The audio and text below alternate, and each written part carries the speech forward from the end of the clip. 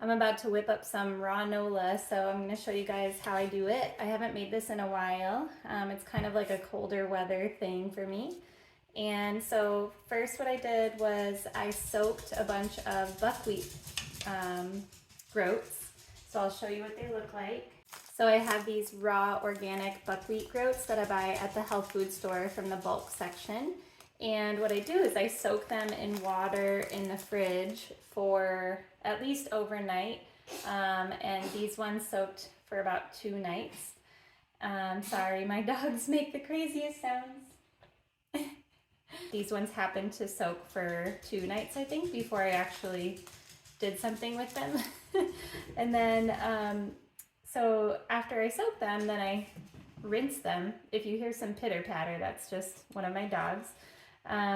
So then what I do is I rinse them in one of these little colanders, and I actually let them dry out in a bowl, and I kind of like push them up the sides so they're not just like all heaped in the middle, you know, so that they can dry out really easily. And so these ones have been soaked not too long ago, so they're still kind of wet.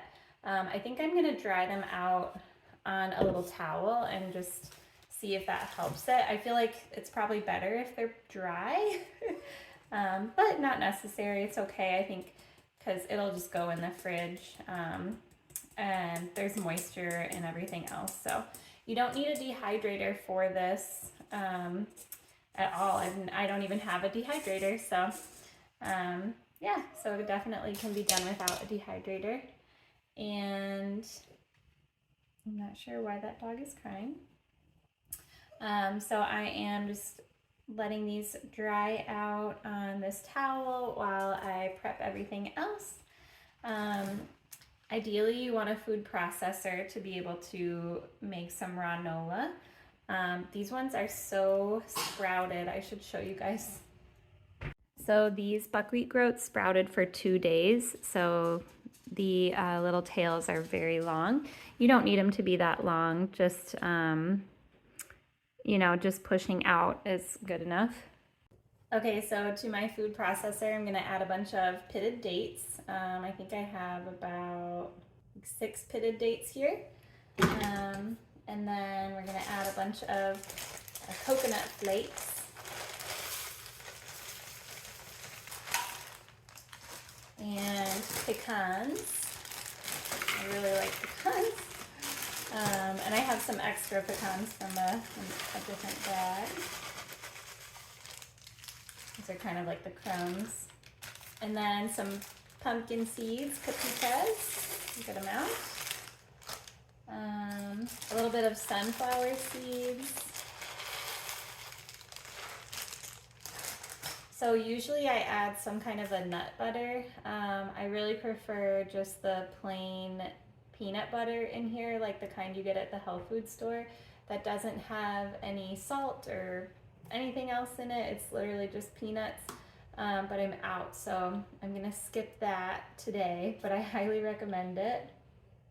And or yeah, some kind of nut butter. And I know I could like whip up some kind of a nut butter right now. I just don't feel like it.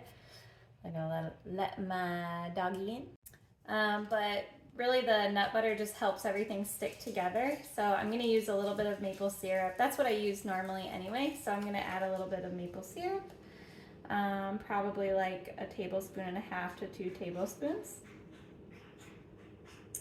It doesn't need too much because everything is really yummy, and we're gonna add some spices to this. So I'm gonna add some cinnamon, and I'm just not even gonna measure, just throw some cinnamon in there. And then gonna add a little bit of cloves. So just a little bit of clove. It's pretty strong, so don't get too crazy with the clove, or do.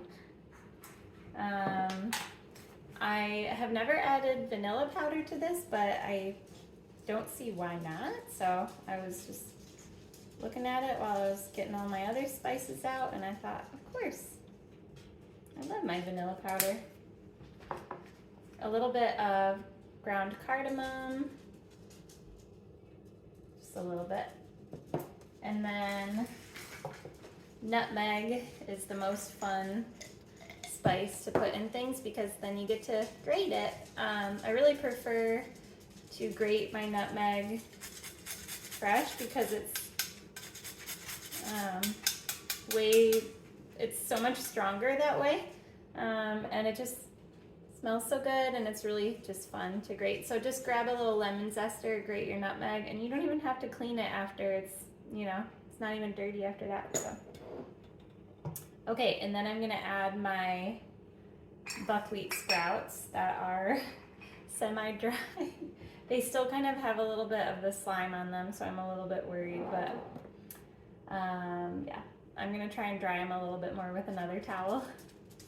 So one ingredient that I think is actually so important for Raw-nola that I almost forgot to put in is dried mulberries. So dried mulberries really give your granola that like granola taste for some reason. I don't know what it is about them, but they have that some kind of flavor to me that is like cereal or like oatmeal or something. So it just, I don't know, it like doesn't taste like Raw-nola to me without the mulberries. So I put quite a few of those in there. I think I'm actually gonna freeze most of this in like little jars in the freezer. That way it doesn't get weird and I don't have to like, every time I make Raw-nola, I feel like I'm kind of rushing to finish it. So yeah, that way I don't have to rush to finish it. So I have my buckwheat groats that are sprouted that I dried out as much as I could with 3 different towels. And yeah, so going in with the buckwheat sprouts. I think I might add more spices to this now that I'm looking and seeing how full the food processor is. I probably could add some more, especially cinnamon. So I just added a good amount of cinnamon, a little more. Doing some more cloves, a little more cardamom, a little more vanilla powder, and then a little bit more nutmeg. Okay, I'm gonna blend this up and I'll show you what it looks like after.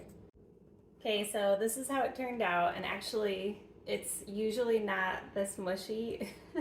Usually it's more like separated and dry and crunchy, but you'll get the gist. So if you let your buckwheat sprouts dry out all the way, then you'll be golden. And if you have a dehydrator, then even better. I'm sure you know what to do. You can either dry out all your buckwheat sprouts in the dehydrator, or you can make the granola and then dry it out that way. So yeah, it actually tastes really good. And yeah, I'll definitely put almost all of this in the freezer. And then I'll have little bits of granola throughout the fall. So this is how I'm freezing my Raw-nolas, my granolas. I just put them in baggies and flattened it out. That way it'll be really easy to unthaw. So yeah, that's how I'm doing it.